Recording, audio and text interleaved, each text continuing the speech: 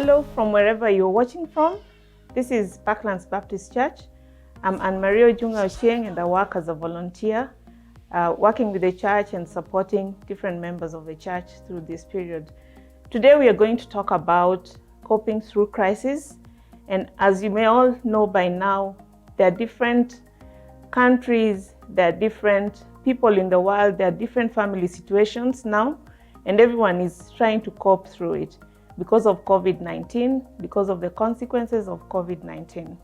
So what we're going to look at is, first of all, to try and understand what is crisis. The definition of crisis is definitely something that is negative, something that will affect us in a negative manner and causes some consequences in our lives that we struggle to cope with. But I'd like us to look at this differently, especially as Parklands Baptist Church. We've tried to bring in different scenarios that can help people see that through the love of Christ, it's possible to cope through any situation. So when we're going to look at the consequences of crisis, we're going to look at some of the negative consequences, which is what we are seeing now. Our minds are programmed to see negative things, but we're also going to see some of the positive things that crisis can create in our lives. And if I'd like to reflect a bit back on what Dr. Myles Munroe said, he said that crisis is actually an opportunity for development. So we need to look at it that way and see, in my pain, in my suffering, what can come from it that is positive. So we look at this as we move along. And one of the things that Dr. Myles Munroe said as well that touched me was that in some communities in the world, actually, the word crisis does not exist. And as human beings, we know that once something is not defined, then it's not likely to affect you. Those communities instead use the word opportunity when they are affected by different difficult situations in their life. So we are going to look at some of these consequences now, and all with this positive mindset. In our last, in one of the sermons by our associate pastor, he talked about healing in a wholesome manner. Physical body, we look at our spiritual well-being and also our psychological well-being. As we go through these psychoeducation sessions, we're going to focus a lot on your mind and what you can do that can help you cope and get practical skills. But let's not forget that God is ultimate and He's also going to help us through what we cannot understand or apprehend. So join in with me and let us see how we can help each member of the family to cope with this. So, what are some of the negative consequences of a crisis? We are all going through different emotions. There are people suffering from depression now. There's a lot of anxiety in all age groups. There are people who suffered financial losses. There are people who have to change jobs or lose jobs because of these situations. And then there are also children who are now more at risk because of this situation, either because the abusive situation that they are in is now enhanced, or maybe there are new abusive situations that they are in right now. And as we know, the social structure has been affected. They cannot report some of these things to their teachers, they cannot report to their neighbors, and even the government social workers cannot reach out to these children. So these are some of the negative consequences. Apart from financial loss, which comes with a lot of stress, it also comes with economic stress, which means that families cannot provide. And when this happens, you find that domestic violence is enhanced if people cannot communicate well because they are not used to talking and living together in the same space. Then there's also violence which is enhanced at this time. But then, like we said, we can also look at it in a different way and say, what are some of the positive things that has happened during this period? We find that some families have actually managed to cope through the crisis and managed to develop new ways of communicating, which means that they can live together. They now know how to resolve their conflict. Parents have learned more things about their children because in initial times, parents were at work, children were at school. So there is renewed interest in what our children are doing and what our lives at home in. And what has also happened that we can see in the social media, leadership has been enhanced. Different presidents are taking different measures to protect their citizens and their countries. And this can be downscaled even to companies and even to small businesses. Leaders are now more informed, they're taking different decisions, and this is something new that has come because of this crisis. Our value system has been challenged.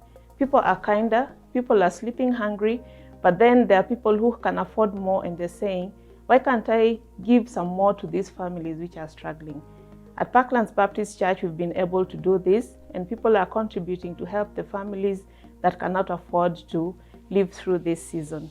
So in spite of all the negative things, if we focus on the positive, try to look at, can we be creative at this time? Can we be more innovative? Can we create wealth in diversified ways? Then we find that it's actually more of an opportunity. And maybe this is the way that we need to look forward and say, what hope is promised in the future? Because our future is guaranteed and we know that it's victorious. So what can we look at and say that this is the way I want to see it, without ignoring the pains that I've gone through, but trying to see how can I adapt a positive way so that I survive when this crisis is over.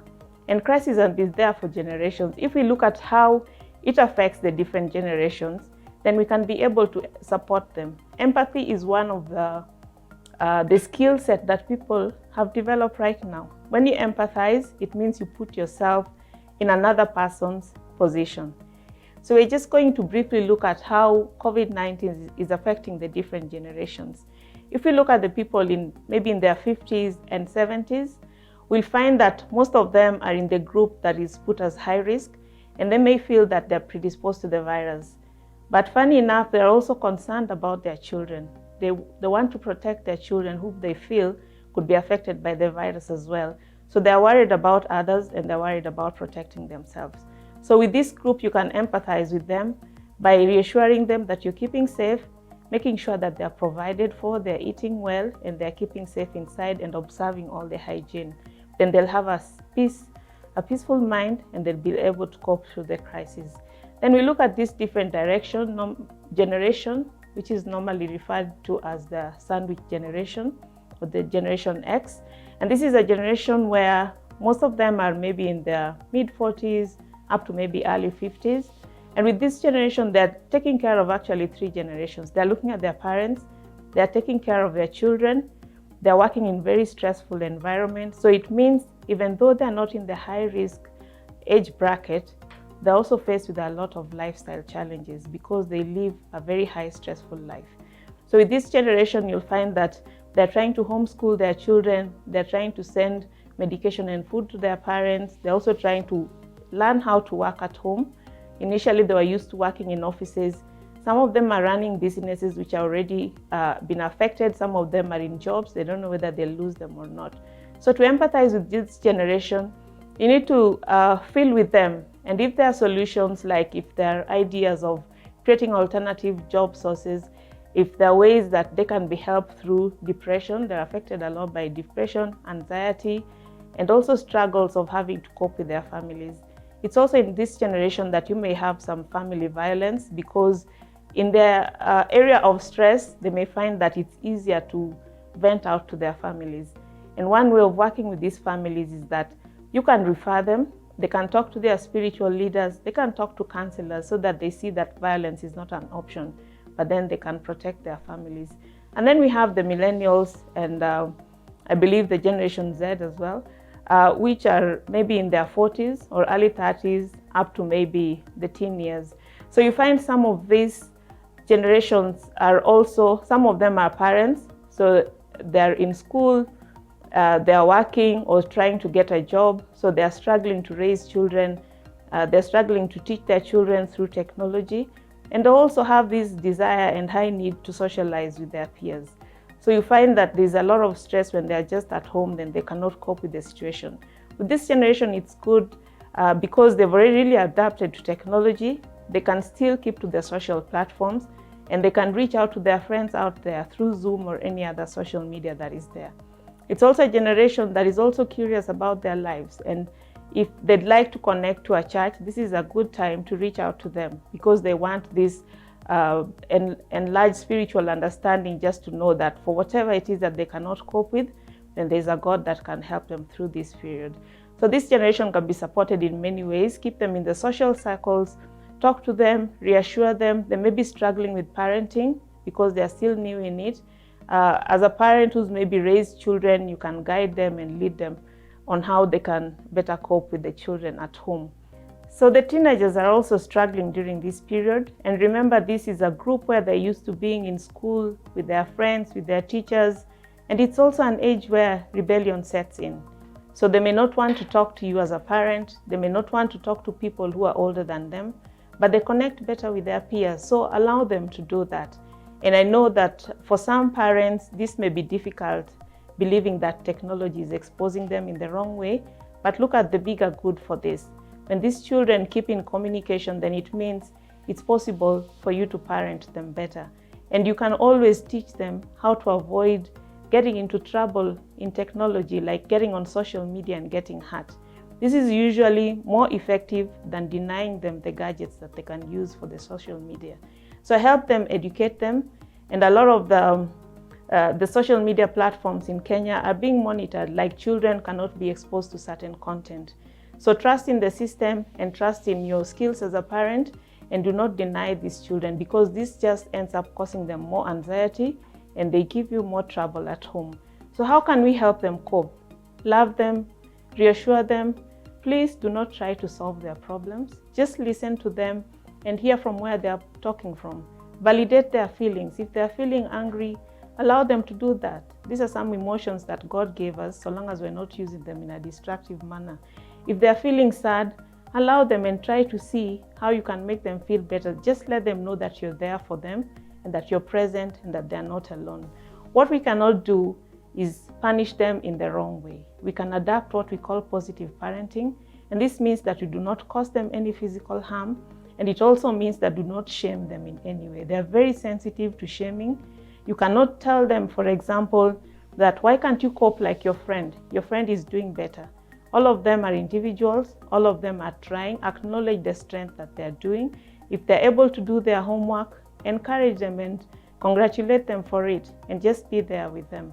So this is a very sensitive age, but also the more we mismanage children at this age, the more they make it very difficult for us to parent them. So flow with them, love them, hug them if they allow you, and just let them be. But do not put too much restrictions for them. Instead, teach them and show them that they can able to do whatever it is. Trust them and teach them whatever you can. And then we've got the children. And with this generation, maybe it's children under 8 years and maybe up to 3 years, the ones who can communicate. And with this, I'll just tell you a brief story. Just looking at children in the eyes of a child. In 2007, 2018, during a post-election violence intervention, we had this debrief session with children. And what some of the children told us always left a remarkable, left a mark in my life, and I always think back when I'm talking to children. Because there was violence and there was struggle in the country about leadership, one of these children asked, why can't we just buy those 2 people 2 chairs? It was a very simple answer, but it showed me how children think. For them, they had a very easy solution to it. And they could be thinking like that in the same way right now, wondering, why are we home? And why is this thing a red thing with spikes on the television? So it could be scaring them just the way the COVID virus is being presented. And in another family situation, also another crisis at a family level, there's this child who was talking to the mother. The father had been shot and he died while at work. And when the mother discovered that whoever shot the father had died, the mother was rejoicing and was very happy. And this child asked the mother, why are you rejoicing? And the mother said, because I'm happy this person has been caught. And the child said, no, you shouldn't be happy. He'll go back and shoot daddy. So you find that the way children think, to them, even though daddy was in heaven, it was possible for daddy to be killed again. So getting into the mind of children during this time is very important, because as adults, we'll assume that they're getting the same kind of information we are getting, and it means we cannot help them if that is how we are thinking about them. Get to their level physically. If they're down playing, play with them. Explain to them what you know and give them the correct answer. And with children, the correct answer would mean what they can understand at whatever age they are. And it's also correct to tell them you don't have an answer. For example, you cannot explain a virus to a child. First of all, because you cannot see it. Children relate with things they can see in color and shape and everything. So for that, you can tell them, we cannot see the virus, It makes us sick, but we have to do this. We need to wash our hands. We need to wear masks to keep safe. We need to eat well, and we need to protect ourselves. And give them hope. Let children know that one time they'll be able to go back to school to their teachers and play, because we know this event will not last forever. There's hope. We don't know when yet, so we cannot give them a time frame, but we can let them know that it's possible to go through this season.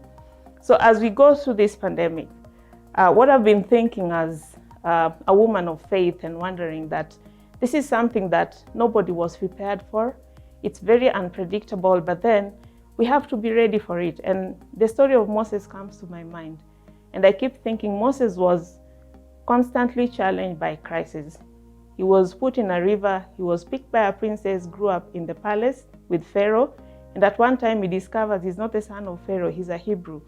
He kills an Egyptian, he runs off to the desert, he stays there for a while, and then he comes back to save the Israelites. And through this, he goes through many phases trying to do what God told him to do. He didn't know the answer.